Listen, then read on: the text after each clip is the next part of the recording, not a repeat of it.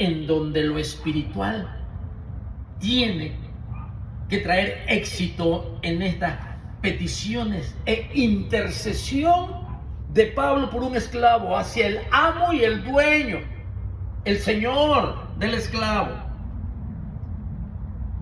Y dice, por lo cual, en el versículo 8 de Filemón, por lo cual, aunque tengo mucha libertad en Cristo, le dice Pablo al hermano Filemón en Colosas, ¿sí? Aunque tengo mucha libertad en Cristo para mandarte lo que conviene. ¿Por qué dice esto Pablo? Pablo tenía la autoridad apostólica. Pablo era respetado como siervo de Dios. Pablo era reconocido como el Señor lo usó de una forma extraordinaria.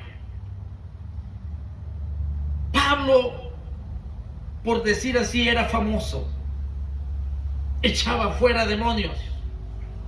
Los hechiceros quemaban sus libros de muerte. Y Pablo, mis hermanos, era un hombre respetado y que Dios lo usó para ganar a Filemón. Por eso dice, aunque tengo libertad en Cristo para mandarte lo que conviene. Pero Pablo no usó esa autoridad para solicitar a Filemón lo que vamos a leer. Más bien te ruego, mira el espíritu de Pablo, aunque tengo autoridad, aunque lo puedo hacer en el poder del Espíritu Santo y como apóstol que soy, y las maravillas que el sello de mi apostolado son ustedes, no lo voy a usar, sino que te voy a rogar la actitud humilde de un apóstol. ¿Qué diferencia, mis hermanos, a la actitud actual de muchos líderes soberbios y altivos? Te ruego, más bien te ruego por amor, por ese amor filial, ese afecto fraternal, por ese fruto del Espíritu Santo. Con esa bendición yo voy a hablar, con esa humildad, con esa mansedumbre. Filemón, dejo a un lado mi autoridad apostólica y te voy a rogar, Filemón, voy a suplicar por Onésimo, que merece la muerte. Pero déjame explicarte algunos puntos, Filemón, que son tan importantes para nosotros como hermanos que somos. Por el amor de Jesucristo y por la fe que tenemos en nuestro precioso Salvador. El amor de nuestra vida. Porque Pablo ya había manifestado que lo que hacía Filemón lo hacía por amor a Cristo.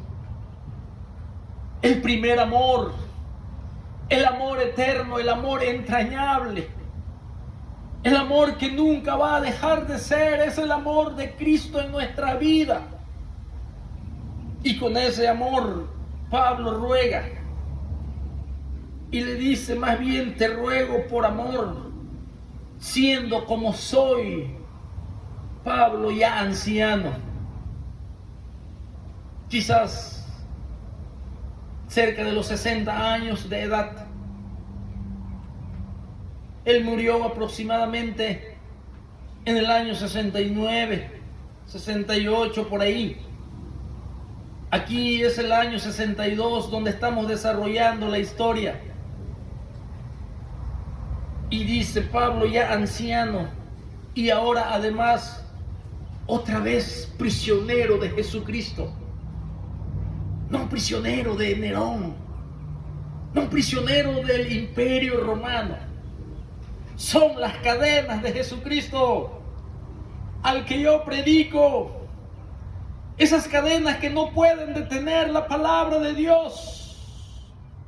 La palabra de Dios tiene que correr hacia los soldados, hacia la casa de César, a los guardias que tengo todos los días delante de mí.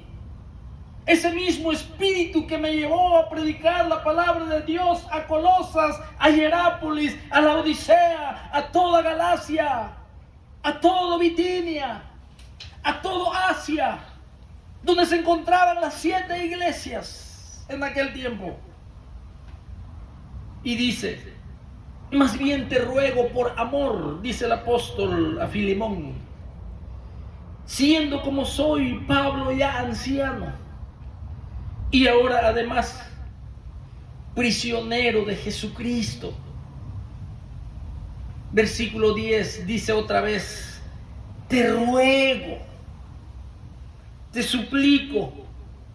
Y dice: por mi hijo Onésimo, quien engendré en mis prisiones. No había límite para el poder de la palabra del Señor. Aún en cadenas el Señor estaba salvando almas.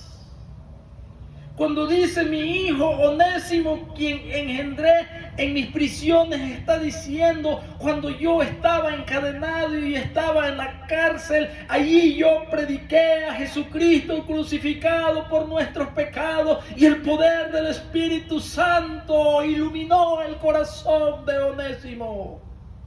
Onésimo recibió el perdón.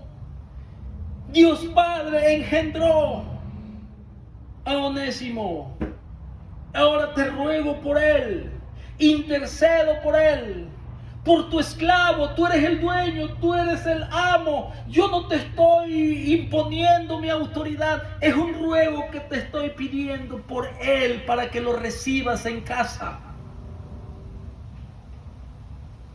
Dice versículo 11: Onésimo, que engendré en mis prisiones, te ruego por mi hijo, por el discípulo, sí, que ya había experimentado la salvación en Jesucristo, en ese perdón, en esa carga, en esa ley que estaba sobre Onésimo. Por eso hizo sus maldades, porque era esclavo del pecado. Y le dice: mi hijo que yo engendré, te ruego por él. Versículo 11: el cual en otro tiempo te fue inútil, cuando Onésimo no conocía el evangelio, cuando Onésimo nunca había escuchado las escrituras de las sombras del Mesías que se hizo realidad. Onésimo era inútil sin Cristo. Por eso le dice: en aquel tiempo te fue inútil, pero ahora a ti y a mí nos es útil. Mis hermanos, Onésimo significa útil. Eso significa la palabra Onésimo, el nombre, útil. Pero nunca honró su nombre, porque Onésimo estaba muerto en sus delitos y pecados. La ley del pecado estaba sobre él. Aparte que era esclavo de Filemón y pertenecía a Filemón, también Onésimo era esclavo del pecado y él era inútil. Inútil a Dios Padre, porque él no podía caminar en el camino de la justicia, porque él vivía sin Cristo. Él llevaba una vida inútil para Dios. Pero ahora que se convirtió, ahora que ya obtuvo el regalo más grande del universo, que es la salvación de nuestras almas para la vida eterna, Onésimo ahora ya es útil. Y así enseña la palabra de Dios, que un hombre sin Jesucristo es inútil para el Señor. Un hombre sin Cristo, lo dice en Romanos capítulo 3 y del versículo 10 en adelante, que un hombre sin Jesucristo es un hombre inútil, es un hombre que está perdido, que está muerto, que es esclavo del pecado. Esclavo, mis hermanos, es una persona que carece de libertad. Esclavo, mis hermanos, es una persona que está bajo el dominio de otro. Onésimo estaba bajo el dominio de Filemón. Onésimo no tenía esa libertad como persona porque fue comprado por Filemón. Pero también Onésimo no tenía la libertad de Dios. Vivía en tinieblas. Estaba muerto en sus delitos y pecados. Y Onésimo estaba bajo el dominio, como dice Pablo, de la potestad de las tinieblas. Un esclavo, mis hermanos, es la posesión de una persona como propiedad. El hombre sin Cristo, mis hermanos, no es propiedad de Jesucristo. Es criatura del Dios vivo, de Dios Padre, pero todavía no es propiedad del Señor, porque pertenece al yugo de la esclavitud. No es esclavo de Jesucristo, es esclavo del pecado. Jesucristo lo enseñó. Aquí, en Juan capítulo 8, Jesucristo les respondió: de cierto os digo, que todo aquel que hace pecado, esclavo es del pecado. ¿A quién pertenece? ¿Está posesionado de quién? Del pecado, de la ley del pecado. Cuando Cristo dice, de cierto os digo que todo aquel que hace pecado, está hablando todo aquel que practica el pecado. Está hablando de todo aquel que se deleita en el pecado. Está hablando de todo aquel que es su deporte el pecado, que no le importa la muerte de Jesucristo, que no le importa el arrepentimiento y el cambio de mente, sino que el pecado está posesionado de él, carece de libertad, hace lo que el pecado le mueve a hacer porque ese es su Señor. Así estaba Onésimo. Era inútil, por eso Pablo dice aquí, en la cual en otro tiempo Onésimo te fue inútil, pero ahora a ti y a mí es útil. Es un buen instrumento de Dios. Todo aquel que hace pecado, está hablando del que practica. Y si tú vas allá en Primera de Juan capítulo 5, también nos dice que el que practica el pecado es del diablo, porque el diablo lo mantiene esclavizado. El diablo es el que se ha posesionado como propiedad de la gente que vive sin Cristo, y él es el que tiene el control total de la vida de los hombres. Ese es el dueño de ellos. Y Jesucristo aquí en Juan 8, en los versículos 31, 32 y 33, les dice: